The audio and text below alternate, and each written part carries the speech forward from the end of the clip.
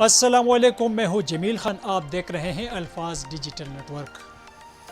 دوستو، یقیناً خیبر پختونخوا میں شہد ایک ایسا روزگار ہے جس سے اس وقت لاکھوں کی تعداد میں افراد وابستہ ہے، اور ساتھ ساتھ اس کا جو ایکسپورٹ کیا جاتا ہے مختلف ممالک کو، اس پہ تو بات کریں گے۔ یہاں پہ ہمارے ساتھ موجود ہے شیخ گل بادشاہ صاحب، جو مختلف عہدوں پہ بھی اس ایسوسیشن کے نمائندے کی حیثیت سے رہ چکے ہیں اور روزگار سے بھی وابستہ ہے۔ سر بتائیے گا کہ شہد روزگار کس طرح اس کا آغاز ہوا، خصوصی طور پر خیبر پختونخوا میں، اور یا جو ہمارے پہاڑی علاقے ہیں تو کون سے علاقے موزوں ہے شہد کی پیداوار کے سلسلے میں، اور یہ کس طرح پیدا کیا جاتا ہے، پروڈکشن کے حوالے سے بھی بات کریے، اور اس کی تفصیلات کیا ہے مجموعی طور پر، کیا کہیں گے؟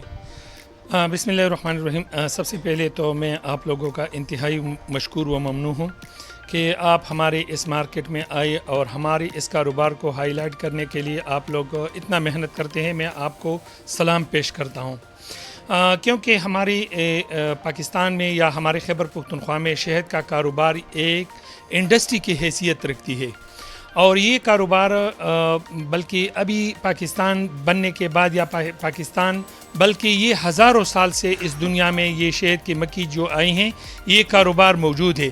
لیکن ابتدائی زمانے میں ہمارے جو آباء و اجداد تھے وہ گھروں میں مکھیوں کو پال رکھتے تھے، بلکہ اس سے پہلے جنگلات میں مکھیاں ہوتے تھے۔ پھر ہمارے آباء و اجداد نے گھروں میں جگہ بنائی اور وہاں پہ مکھیاں پالتے تھے۔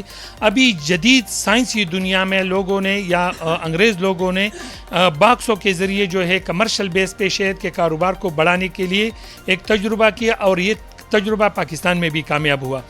تقریباً 1948 میں پاکستان جب 1947 میں بن گیا تو 1948 میں یہ تجربہ فیصل آباد میں ہوا، اور وہاں پہ فیصل آباد میں کچھ باکس لائے گئی یورپ سے، یورپین بیس کے۔ ہمارے پاکستان میں اس وقت 4 طرح کی مکھیاں جو ہیں ہم یہاں پہ پالتے ہیں: ایپس میلیپرا، ایپس سیرانا، ڈارکسیٹی اور پلوریا۔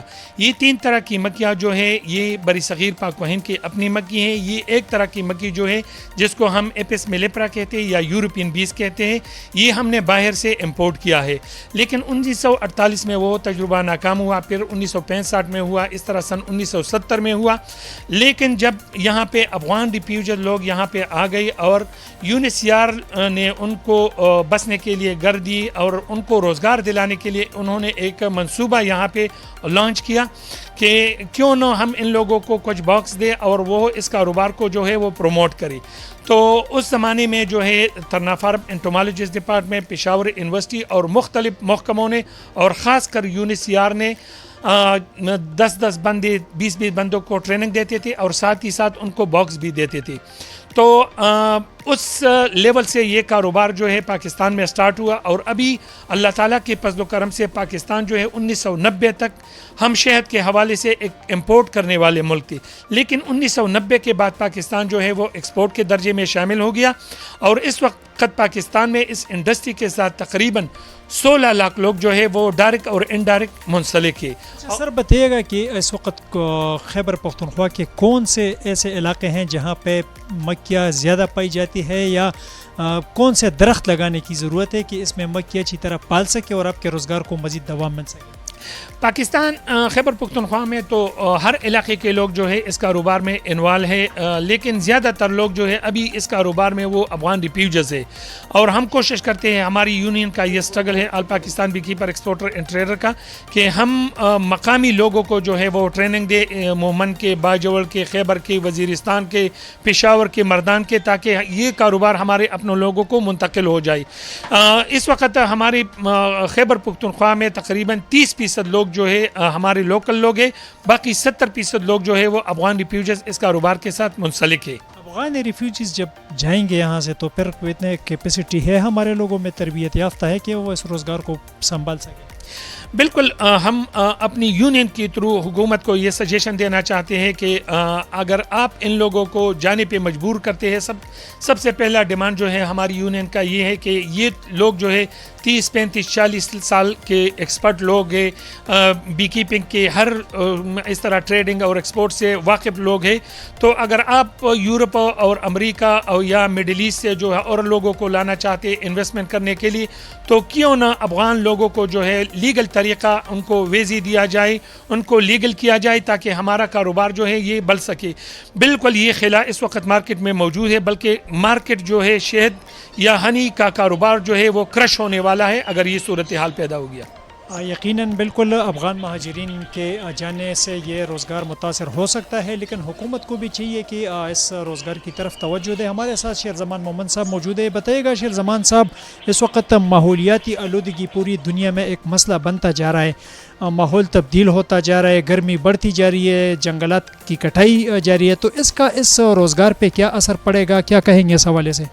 بسم اللہ الرحمن الرحیم. بہت شکریہ. جس طرح کہ ساری دنیا میں ماحولیاتی تبدیلی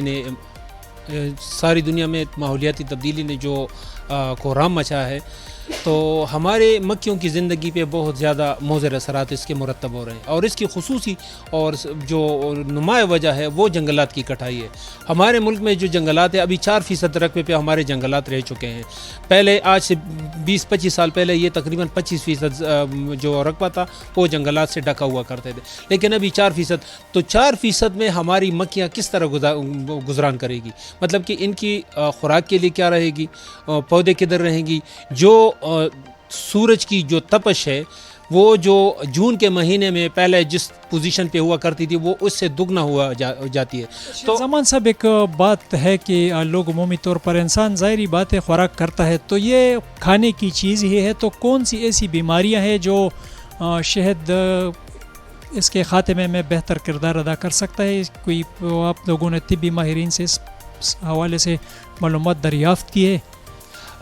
جس طرح قرآن میں اس کا ذکر ہے کہ فیہ شفاء للناس، مطلب کہ اس میں ساری انسانیت کے لیے شفا ہے. تو شہد ایسا کوئی مرض بھی نہیں ہے کہ جس کے لیے شہد موضوع نہ ہو اور اس کے دوا کے طور پہ استعمال نہ ہو، لیکن اس کا اپنا اپنا طریقہ ہے. اس طریقے کے ساتھ اگر آپ شہد کو استعمال کیا جائے تو میرے خیال سے انسانی جتنی بیماریاں ہیں ان کے لیے علاج اس میں موجود ہے. اچھا، وہ پشاور کی مارکیٹ ہے یا خیبر پختونخوا کی، کن اضلاع کو یا کن صوبوں کو یہ آپ ایکسپورٹ کرتے ہیں یا کن ممالک کو، اور حکومت اس میں کیا کردار ادا کر رہی ہے یا نہیں کر رہی، کیا مطالبہ ہے ان سے؟